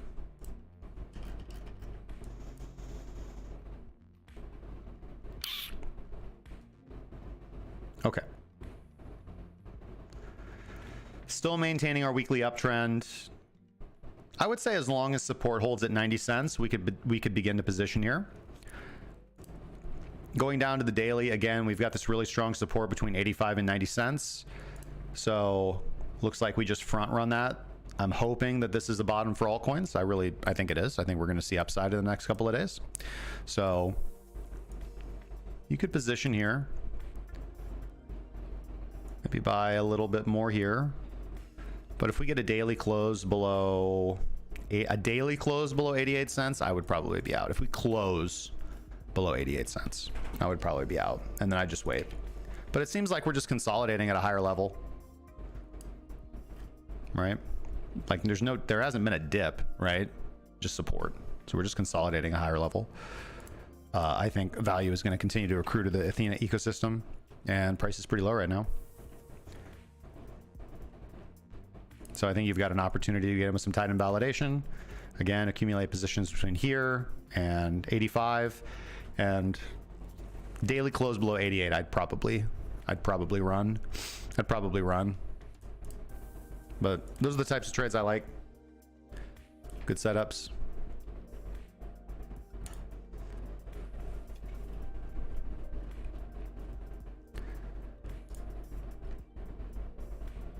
All right. I'm a bot? Oh my good lord. We're gonna do some shit posting here.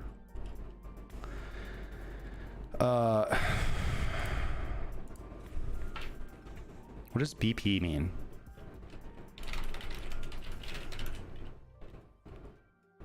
Oh, blood pressure. Can't stand the heat. Get out of the fucking furnace, you pussy.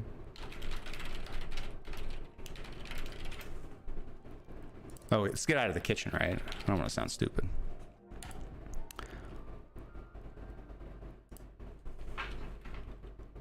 Hey, Iowa resident here. Graduated with a degree in agriculture. Screw off with your argument from authority. List some facts. Jesus Christ. Am I going to elaborate on what? Oh, no, dude, sorry, I'm just right-wing nutcase, you know what I mean?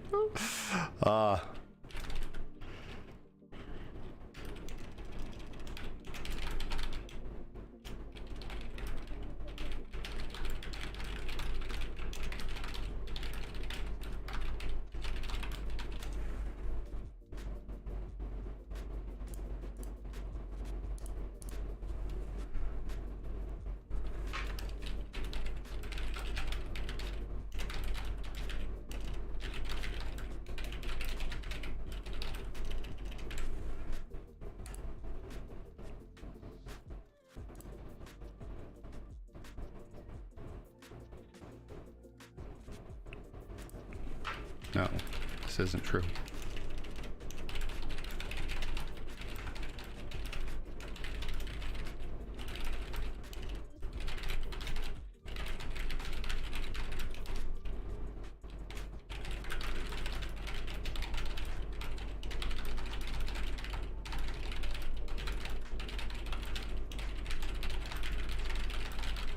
Sorry, arguing with people on Twitter.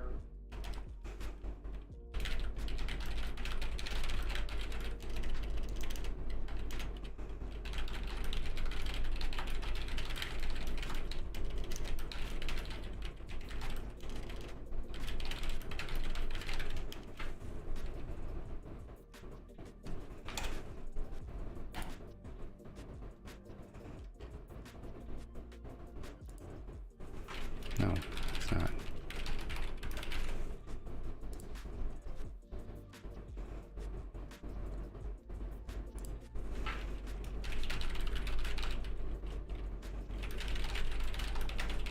All right, sorry. So many stupid people on the internet. There's just not enough time to argue against them all.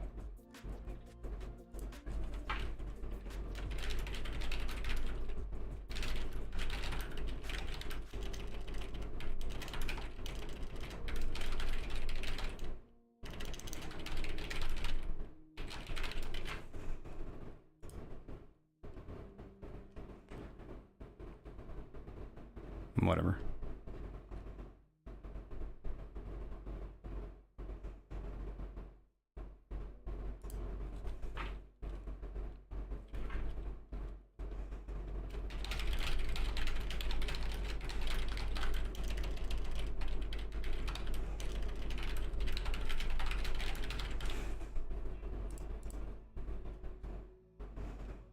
I'm a bot.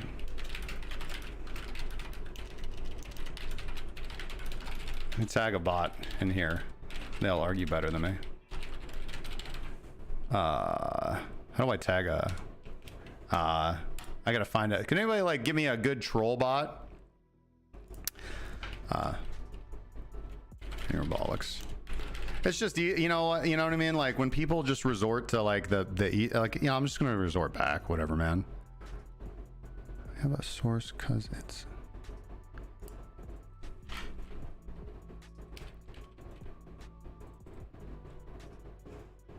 Really? I don't know what world these people live in. Pretty happy with it. So are millions of people who come here. But, you know, keep pumping the idea of like socialized medicine.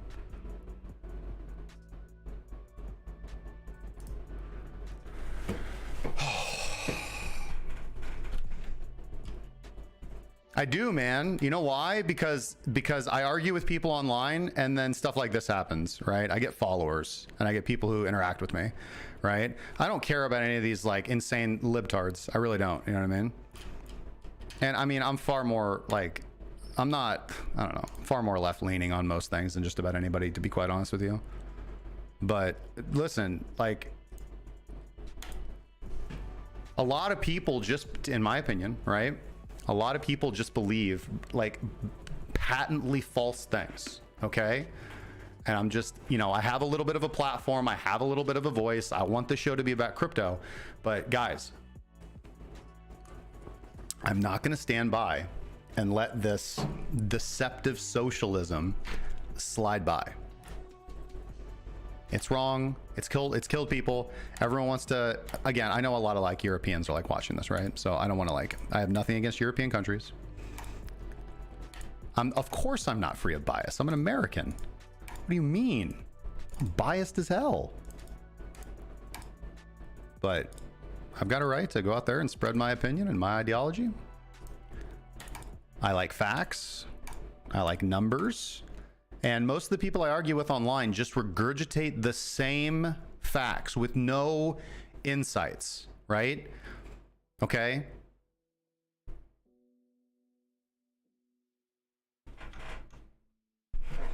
I tutored statistics in college, okay? Like I trade, I run algorithms for a living.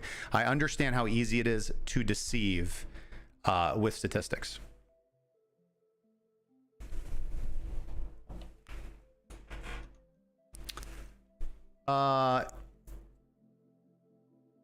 I would say, bro, that's a good question. I mean, because both sides do have facts, right? Both sides do have facts. So if you really care about the issue, you dive deeper into it and you have to then put some work into it and like sift through the data to find out what's true more often than not. There are lots of situations, actually, lots of situations that kind of come down to, okay, we can't conclusively prove this one way or the other. So because I am a classical liberal, I believe in individual liberty and human rights. So generally on most of those topics, I'll come down on the side of do what thou wilt, as long as you leave me the heck alone. But what I think a lot of people on the other side of the aisle argue for without realizing that they argue for it is encroachment on their liberty, encroachment on my liberty or others' liberty for them to fulfill or get what they want. And that's what I'm not okay with. I mean, I'm okay with it. Like, this is the marketplace of ideas. I don't want to run around with a gun and like tell people what they can and cannot believe. But if somebody wants to go out there and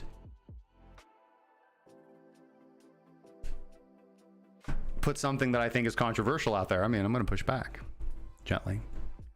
Anyways, guys, come for the crypto, stay for the unhinged right-wing lunacy. All right, ladies and gentlemen, Jesus Christ. Ladies and gentlemen, that is the end of today's stream. Thank you guys so much for staying. You guys have been absolutely fantastic, amazing, awesome. You guys are the wonderful audience. I love doing this every single day. We will be back tomorrow at noon. Mark your calendars, mark your time blocks. If you found value in today's video, please like, subscribe, comment down below what you would like to see in tomorrow's episode, and share this around on the internet. It really does help get the word out. It helps us a ton. Click that first link in the description. Subscribe to the Alpha Report, our daily newsletter, data-driven research to keep you armed and dangerous in the cryptocurrency markets. Check out our Discord if you want to stay connected after the show is over. I've got a mentoring session to get to. You guys have been fantastic. Trade safely. Be good to one another. I'll see you tomorrow. Bye now.